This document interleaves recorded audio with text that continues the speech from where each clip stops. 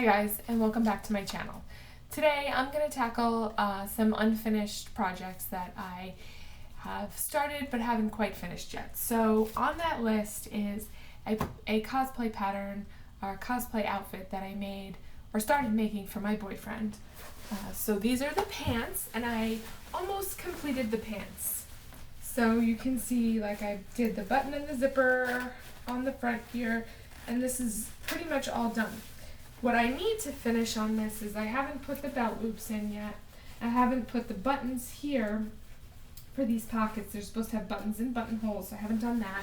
And then there's also supposed to be some buttons and buttonholes on the cuffs here.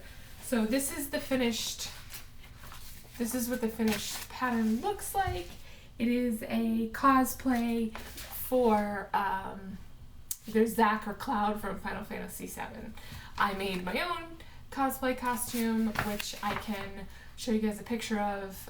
I'll insert a picture here of my cosplay costume that I made, which was for Aerith, who is also in the Final Fantasy VII series.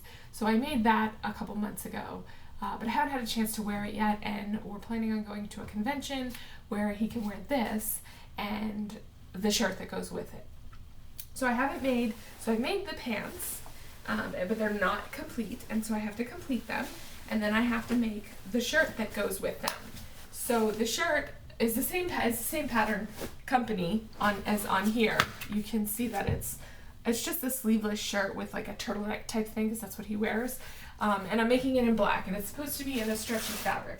I had to modify the pattern because my boyfriend is quite tall, so I have two options to choose from, both black fabric, both stretchy, but I'm not sure which one I'm going to use. This is a black stretchy fabric that I specifically bought for that, and then there was like this black stretchy fabric that I had in my stash, which is a little bit less stretchy, so I'm not really sure which one I'm going to make. I haven't quite decided yet. I think it just really depends on how much fabric I need, and okay, so I've moved my camera. I raised my table up some, and unfortunately the lighting is not great now because I don't have the camera at the right angle for the lighting that I have set up, so it is what it is.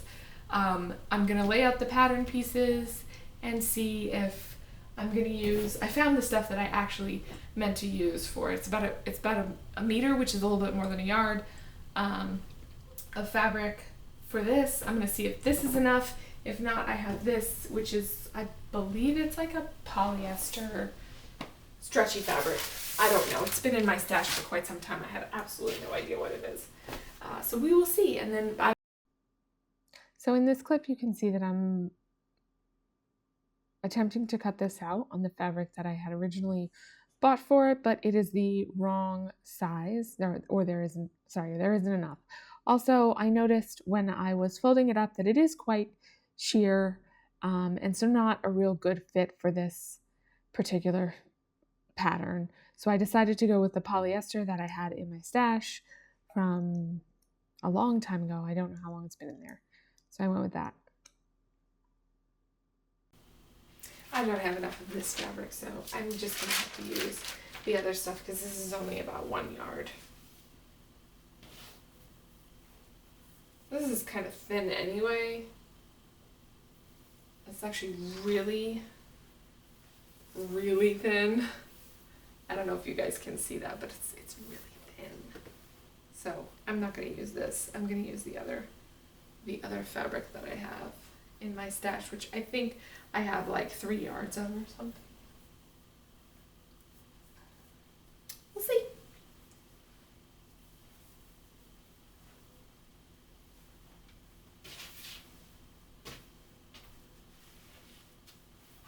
Can use it for something else at some point, I'm sure.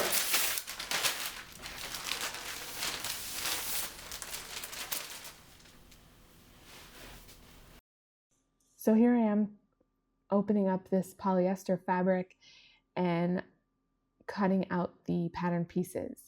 all 3 of the pattern pieces have to be placed on the fold, so I have to strategically place them in such a way that I can cut them all on the fold. There's plenty of fabric, however, so it's not really an issue here, but I also needed to place the neck piece on the fold, which I ended up having to recut that piece because I actually made that so much bigger than it should have been.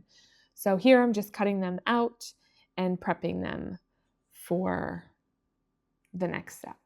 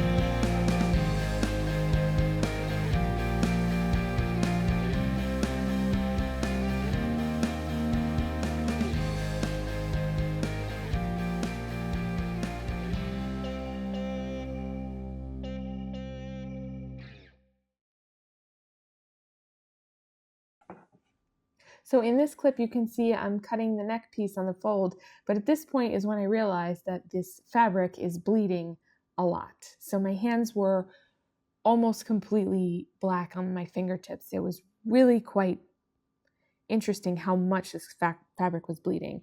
Needless to say, I did not pre-wash the fabric, which I clearly regretted. So I assembled most of the pieces of the pattern, the neck, the front and the back pieces, and then I put it in the wash before I hemmed all the pieces after it's assembled and after my boyfriend tried it on to make sure that it fit. So if I had pre-washed it, I probably wouldn't have had this big of a problem with all of the fabric bleeding, but it's kind of gross.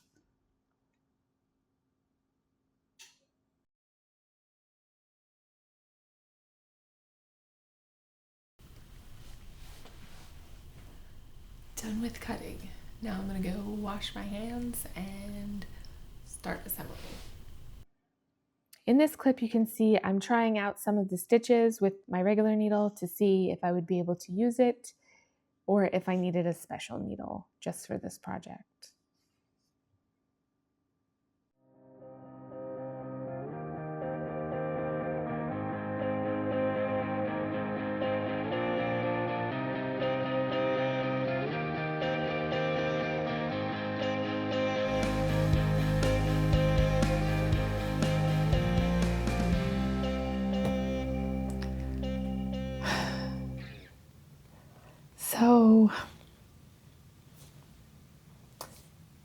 So I don't think I can sew this without a ballpoint needle, so I guess I'm just going to be done for tonight. So I'll see you guys in a couple of days.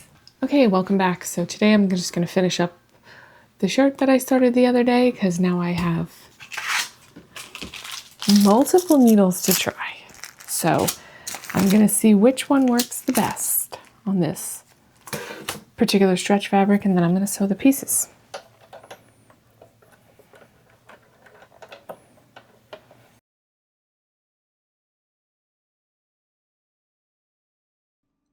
So in this clip, I am prepping all of my pattern pieces and pinning together the front or the side seams and the shoulder seams. And then I will go ahead and sew those. But you can see here, Nightmare is on the back of my chair, supervising all of my work.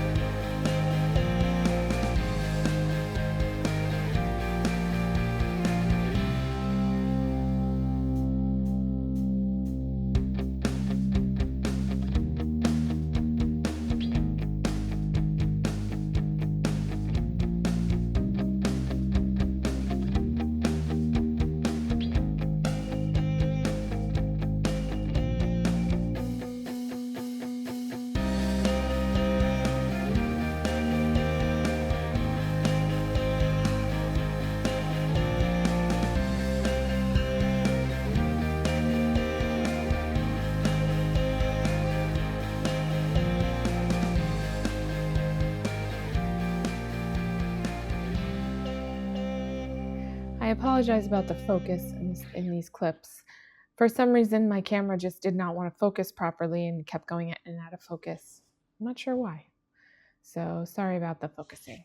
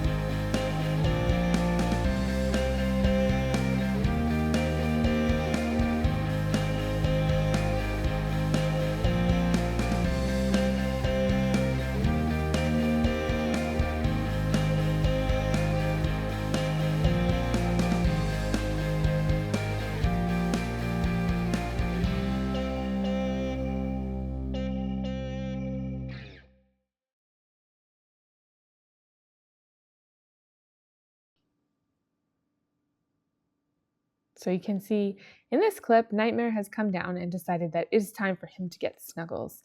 And when Nightmare wants snuggles, you have to give him snuggles. He's very demanding. But he lays on top of me or on my chest, and he'll do biscuits on my neck. And then sometimes his claws can be a little sharp. We have to probably trim them.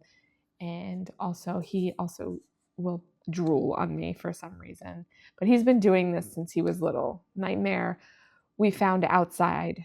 No mom nearby, no siblings nearby. So we took him home, and he ended up having to have surgery because he had a burn on his back from an unknown cause. So he ended up having to have surgery on it, and he recovered pretty well, but his back is just a little bit messed up. He's my special kitty.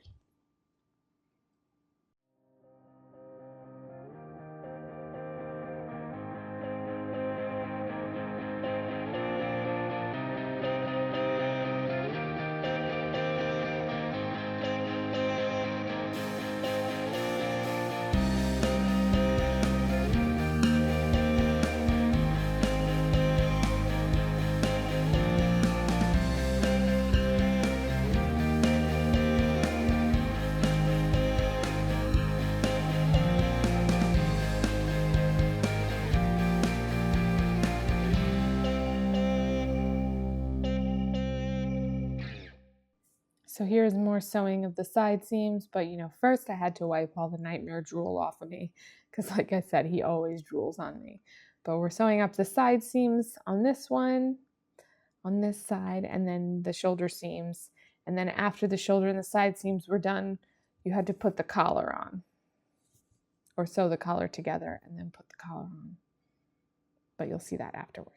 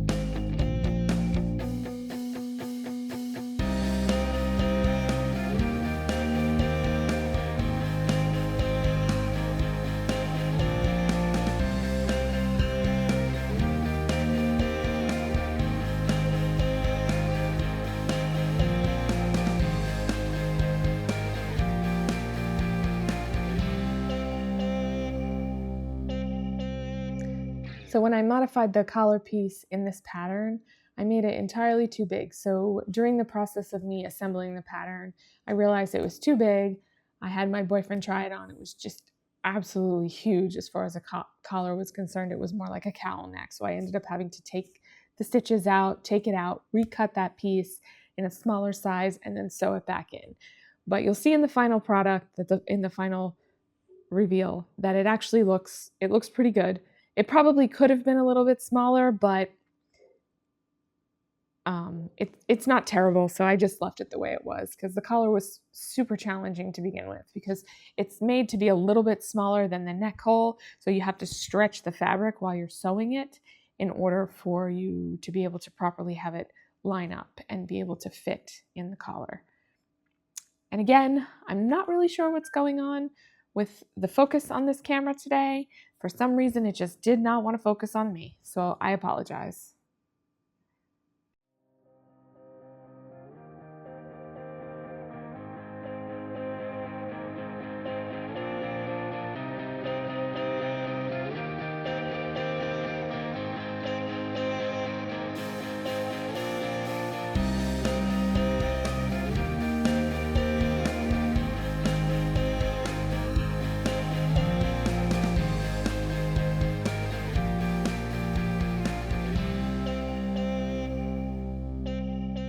Okay guys, welcome back. So today is a new day and I'm gonna work on another unfinished project that I have, which is making a Bolero, which is from this Simplicity pattern, this Bolero, that I started and never finished. So, I mean, it's a pretty simple pattern. I just really just cut the fabric out. So I'm gonna make the Bolero in this pink cotton here. And then I have this pink lining, which should match perfectly. I've already cut the pattern out, marked my notches and my pleat lines and everything. I changed the thread on my sewing machine to a matching thread. And let's get started with it. It's, like I said, it should be fairly simple. So in this clip, I am sewing down the pleats. So there's 2 pleats on each side in the front and 1 in the back. So I pleated them and then pinned them and then sewed them and ate some Cheez-Its as well. Once the pleats are made, you sew the shoulder seams on both the outer fabric and the lining fabric. And then once that's together, you line those 2 pieces up, the lining and the outer fabric, with right sides together, and you sew along the neck and the front, leaving the place where the side seams come together open. You sew the armhole together on both sides, and then you sew the back bottom part together on both sides. Then you turn it right side out and sew the side seams together.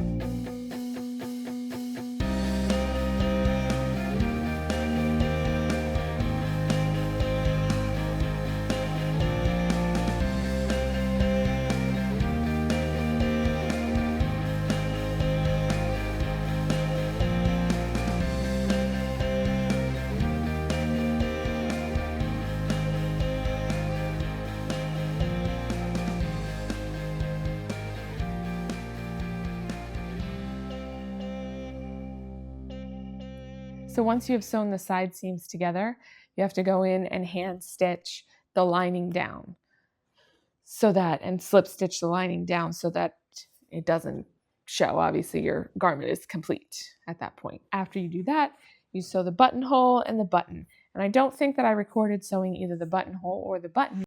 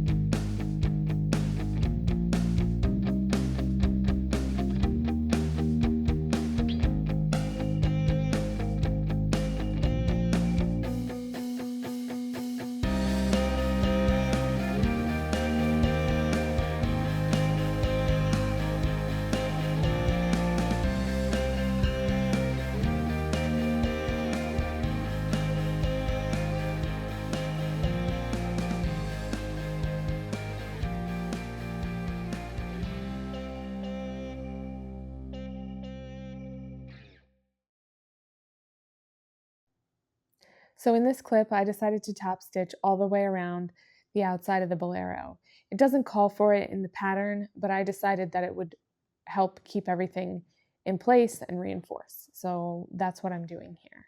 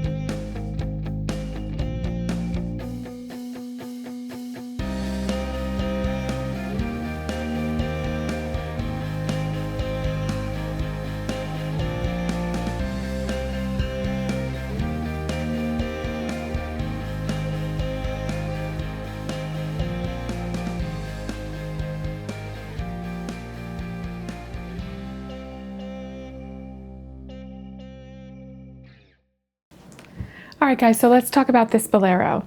This Bolero was super easy to make. It was this simplicity pattern, and it was easy to make. I also made the dress with this a couple months ago, which has some fitting issues, but again, not a hard dress to follow the instructions on. Bolero was very easy, very simple, very straightforward, and I really like the results. The pants and the shirt for the Cloud and Zach pattern, on the other hand, were not an easy pattern to follow for somebody that was a beginner. I don't recommend them for beginner sewists. Some of the steps were left out. I think that whatever step had you sew up the side seams was just completely not in the pattern. The zipper instruction was not very user-friendly because she only had a video and it was only in Spanish with Spanish subtitles. So if you didn't speak Spanish or you didn't read Spanish, you just had to basically figure it out on your own or look at how she was making it and try to do it that way. So I would not recommend that one for someone who is a beginner sewist. So that's it for this video. In my next video, I'm going to be working on this, which I had wanted to include in this project because in this video because it was an unfinished project that I had started and hadn't finished yet, but I ran out of time, so it's going to be in my next video. So I hope to see you guys there. I hope you like and subscribe, and I look forward to my next sewing project. I will also be tackling some other unrelated sewing projects, such as I have this vintage sewing machine from the 1930s that I just recently got, and I would love to do a video on that. I have some wallpaper that I'm going to be putting up here, and I'm not sure if you guys want to see that, so maybe I'll make a video of that. I have no idea how to put up wallpaper, so that will be interesting. As always, like and subscribe and comment below, and I will link all of my patterns in the description. And I'll see you next time.